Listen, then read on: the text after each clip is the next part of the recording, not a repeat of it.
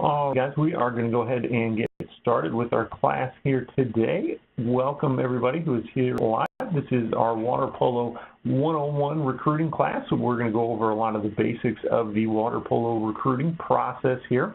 If you guys have any questions as we go along, please feel free to go ahead and enter them into the chat box there. I'll try and answer a few of them as we go here, and then we'll have some time at the end of the class for some Q&A as well. So without further ado, we're going to go ahead and get started. So, for those of you that have not, interacted with us directly yet, we are the, head recruiting coaches for, swimming, diving, and water polo here at NCSA. Of course, my name is Jeff Smith. You can see me there on the left. I was a, college swimmer and coach, for a good number of years there, so very familiar with both sides of the recruiting process. And then, of course, for our, ladies here, we have, Coach Kate there on the right, as our head recruiting coach for the women's swimming, diving, and water polo.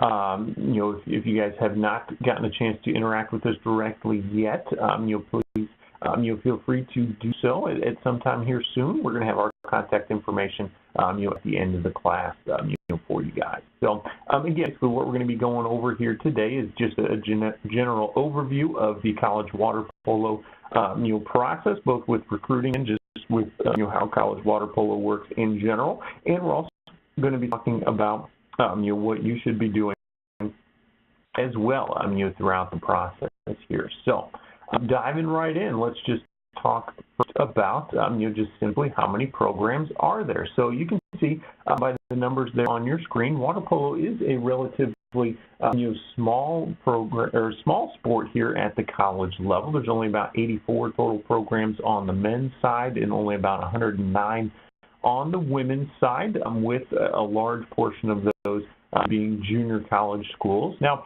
this mostly means the number of overall opportunities is just a little bit lower, within water polo than it might be, within some other sports. But, we certainly here at NCSA, have a lot of tools, available to, help you to find those spots and have a good chance of, being recruited for them as well. With that being said, now, so there's that many water polo spots. Now, how many scholarships are there? Now, water polo is what we consider to be an equivalency sport, which simply means that it's not one where every student athlete gets a full ride scholarship, but the rosters have the certain dollar amount equivalent of scholarships to spread throughout their roster. So on the men's side, they have the equivalent of about 4.5 total scholarships. On the women's side, they can have up to 8. And keep in mind then, rosters are about 20 players, give or take, in a given year there. So that money has to then be spread around, to those guys, and gals there within that team. So, the amount of total money, from those, scholarships is going to be relatively low on a, person-to-person basis there. And remember, not all programs will have full funding or even for that matter any funding at all. So the one thing to remember here is that the bulk of your scholarship funding at the college level will not necessarily come from specific athletic dollars within water polo, but it would come from your basic academic scholarships, your different types of based scholarships and grants, also student loans, things like that as well. So certainly feel free to check out our Scholarships 101 class, where we're going to talk about all the different details of those types of scholarships. But the main thing you need to know here is that the bulk of your money will not necessarily come from a water polo athletic scholarship, no matter what division level you're at. Now, on the women's side, there are going to be a few more opportunities. There are a few more scholarship dollars to go around. So that's certainly something to keep in mind as well. So think about it this way too. There's about 1,000 or so high school water polo teams that are out there. There might be on average about 4 seniors per team per year. So there's going to be roughly about 4,000 high school athletes out there potentially competing for some of these spots that would be available at the college level. So like I said, here at NCSA, we're definitely going to help to provide you with the tools to give you a leg up over most of that competition and give you a good chance of getting some of those roster spots at the college level. So some of the rules that we need to know, and a lot of these are going to be fairly general to all of our sports that are out there, but these are in relation to communication with the coaches. So these rules are in place to restrict the amount and type of communication that coaches can have with athletes throughout the recruiting process. So the one thing to remember, and we're getting ahead of ourselves here, but you can see right there at the bottom, you as a student athlete can email or call a coach anytime. You can go and visit their campus anytime, okay? If you are the one initiating the contact, these rules do not necessarily apply to you. They apply to the coaches and how they can potentially respond to you at that time. But if you initiate a call and they answer, if you go on their campus and want to talk to them face to face, these rules do not necessarily apply. So, but for the coaches, for Division I, they can email and call. They can basically have any sort of contact with you starting September 1st of your junior year.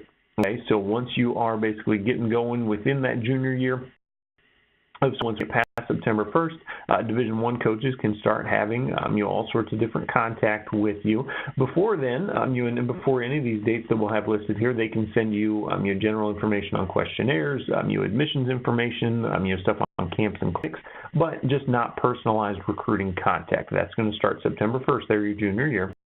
For Division II, that contact can open up a few months earlier than that. It's going to be June 15th between your sophomore and junior years. So once sophomore year is done, we're in that summer heading into junior year.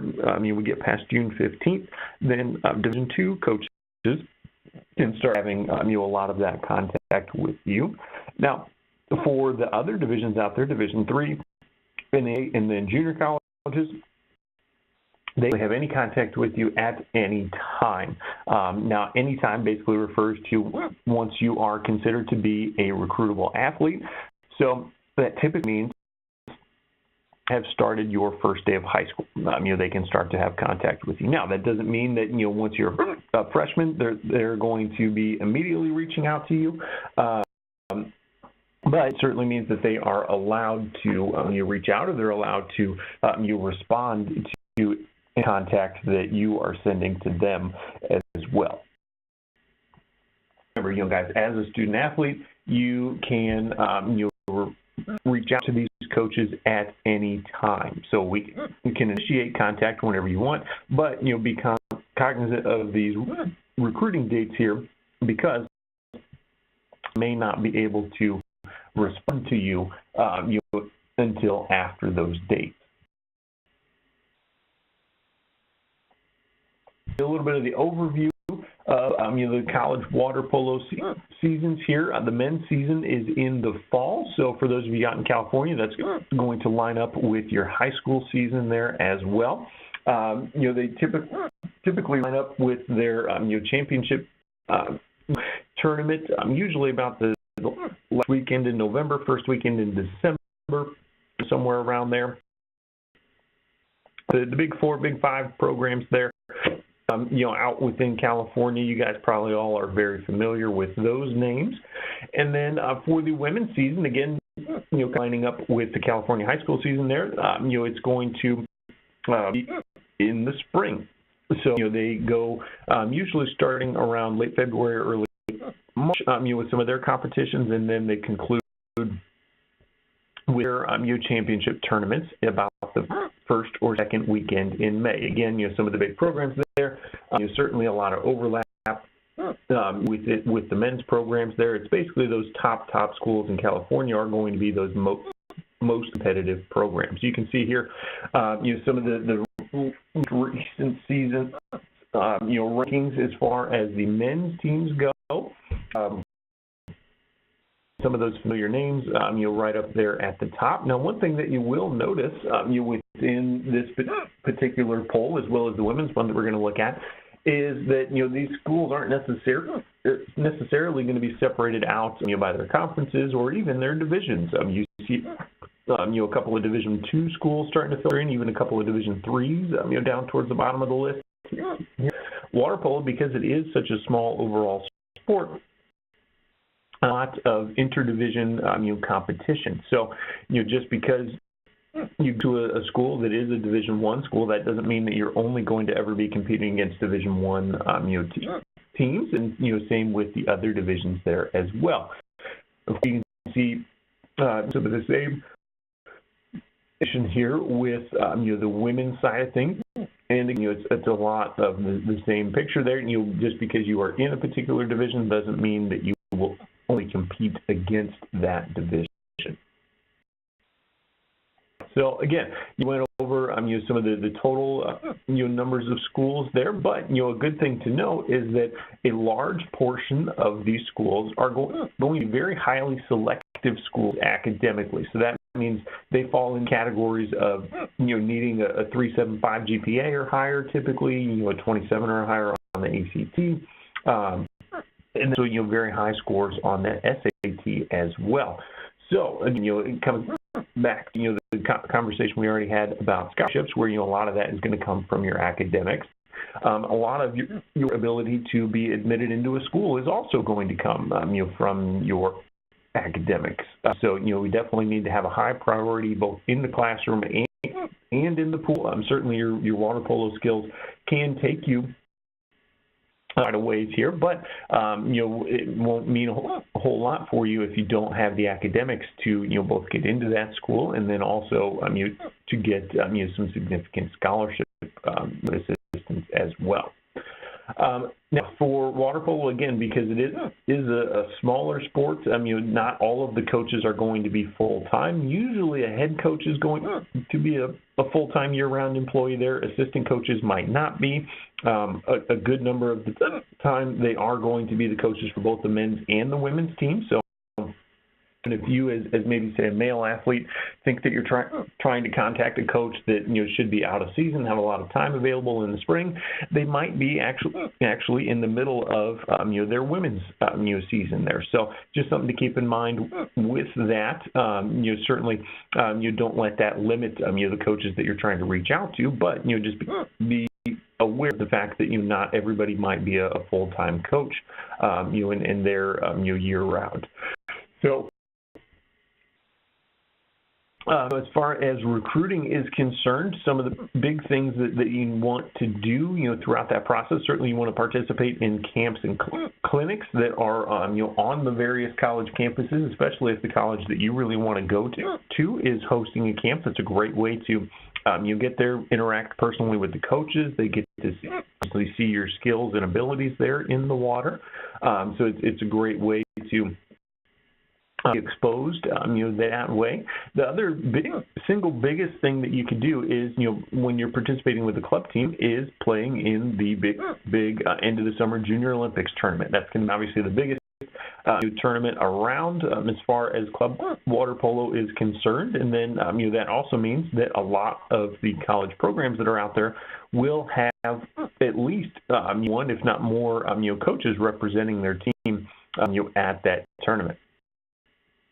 So they want to go there, they want to meet student athletes. They know that there's a whole lot of them all in the same place, so they're going to be there trying to do their evaluations, trying to have some recruiting conversations, all sorts of things like that. So there's certainly a lot that goes on around Junior Olympics. You can also participate in the National State Challenge with American Water Polo. And then another good thing to participate in is the Olympic Development Program through Team USA Water Polo. So it's a great way to go to those camps and clinics as well. Again, get some more exposure through those. But then if you're also able to qualify for the team, that's a great way to continue to be able to play and participate in the sport at a fairly high level.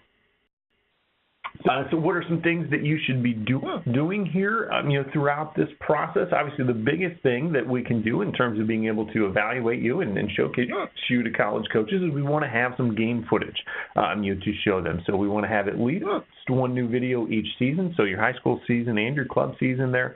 We can always do more than that. Certainly here at NCSA, you have access to our video team for doing the highlights and editing for you. So really, we just want to get you get the footage from you so that we can help you make that highlight video to showcase to those coaches. Again, we also want to have some of the high grades and test scores there. It's definitely going to allow for the maximum amount of opportunities for you at the college level. Like I said, we have a lot of very highly selective academic schools, and the bulk of your college funding is going to come from academic scholarship opportunities as well. So we definitely want to make sure that we have a high focus there. And then, of course, along with that, we want to be preparing for those standard tests that are coming up. And the Princeton Review membership that can come along here with your CSA membership at certain levels is also a fantastic tool to use for that. Some things that we want to do on your profile. Of course, we want to have that profile nice and up to date. So we want to have your updated academic information, transcripts, test scores, things like that. We want to have some updated videos. So most of you, the summer season is now wrapped up, so we want to get working on that if you haven't already. Guys, we want to be aware of trying to get some video footage coming up here throughout the upcoming fall high school season as well. It would be a fantastic idea for you to start working through NCSA University, taking additional recruiting classes like the one that you're in right now, working through our different drills, learning as much as you can about the recruiting process, and then using some of the tools that we have in terms of the college search map to be starting to research some different schools and put together your list of favorites there that you're going to store within the My Colleges tab. So definitely use some of the resources here that we have available within our website to begin researching these schools and putting together that top list for you as well. Things that we want to do, while you're doing that research, we want to check out their rosters. What are some of their key measurables? What's some of their background information? How many do they have on the team? How many are they having in certain graduation years in certain positions? What's their schedule look like? You'll find some information on the coaches. A lot of times they will have background information on the players. So what was their playing experience? Things like that. So all of this research is stuff that you could potentially do before you would even have a single conversation with that coach as well. So it's a great way to learn about the program, learn about whether or not you might be a good fit or what you have to do in order to be considered a good fit for that program, even before you would have that first conversation.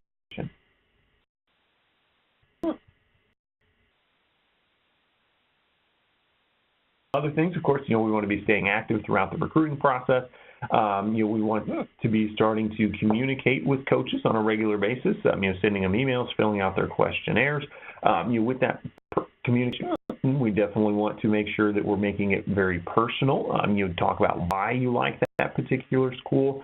You try to leverage any connections that you have with that school. If you know any alums of the program, if you have maybe some former teammates that are there, if your coach happens to know about their coach, things like that.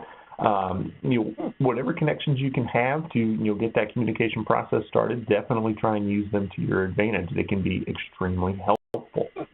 And then, of course, sure, you're asking questions, things that you can't find on their website. We have a couple of examples, as well as we have a full list of questions within the NCSA University section of your profile as well. So asking questions is a great way to prompt a response back from that coach so that you can have some ongoing communication with them as well.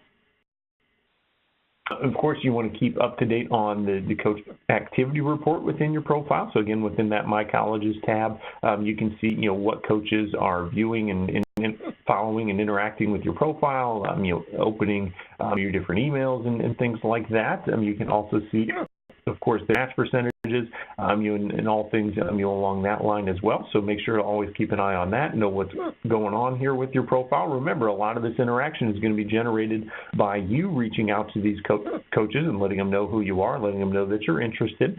So you don't rely just on the fact that you have a profile to get noticed, but use that profile then to your advantage, and you'll be sending those things out there. We talked about going through the college search map, to find and research some schools. You can learn a lot of different information from what we have here on our website, as well as supplementing that by going to the individual websites of each of these schools as well. But this search map is a great way to kind of filter down some of the schools that you are particularly looking for, and then continuing that research process from there. So that, guys, is basically the end of our class here today. So if you have any additional questions, certainly, like I mentioned, I'm going to stick around here for some Q&A. But then, we would also love you to schedule a coaching session, get a hold of us here. At NCSA, you can contact our recruiting coach team 7 days a week.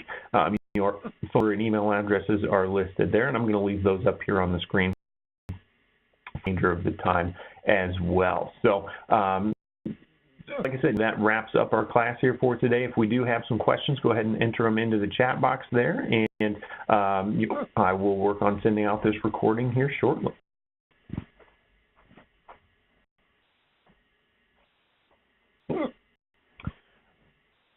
All right, so for filling out the questionnaires, you can usually find those on the individual school's website. So go to their athletic website, and then you should see a form, link to a form that says something along the lines of, play for the Eagles, play for the Big Blue, or, prospective student athletes, click here. Excuse me, something along those lines. They try to make those pretty obvious so that you can see them pretty easily there and fill it out. It's usually just a simple contact form to fill out as well.